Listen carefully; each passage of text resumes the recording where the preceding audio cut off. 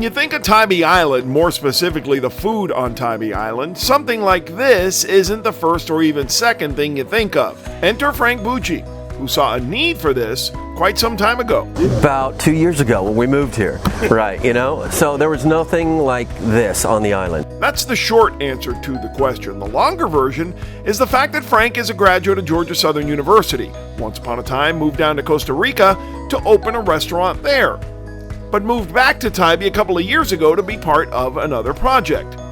That didn't work out. All the while, he had his eye on this location next to the gas station on Butler Avenue and 14th on Tybee. But the space wasn't available until the day that it was. He wrote a check that day and went to work. What they've created is a unicorn on Tybee Island, a clean eats oasis called Mi Vida. Translated means my life. The concept is fueled by a side gig his wife already had on Tybee. And then, like I said, my wife started selling juices, and I thought she'd sell 3 a week, and she was selling 40 a week. So there was a demand for good, clean, healthy food. The menu: sandwiches, elevated toasts, smoothies, and acai bowls. Oh yeah, and those juices. Those juices are flying off the shelves. They're fantastic. So we use all organic products, and there's no water added, no sugar added.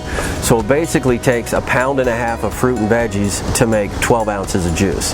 Right now she's got 8, but we can't keep up with demand, so she'll put 25 juices out. Like this morning she put 25 juices out. I think we got 5 left. We've been open for an hour.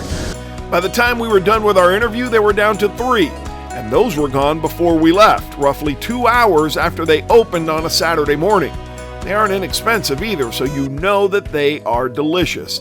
As is most everything we tried here, really. Baked goods are coming from a bakery downtown Savannah, but the vegan baked goodies, and there are plenty of them, are being made here on site.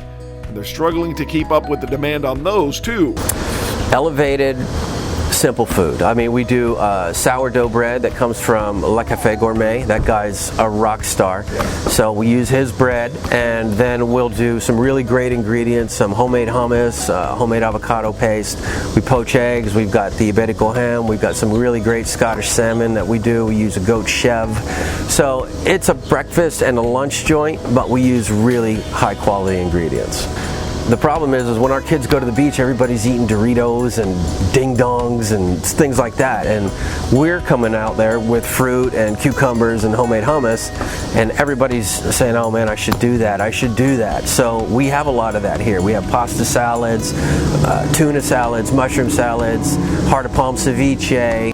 The grab-and-go cooler, he says, is most popular around dinner time, when people who they say sometimes they see in the morning come back for whatever they can grab in here. I was amazed by that. I mean, we have people that spend like $300 every 3 days here. They just come in and buy all their food.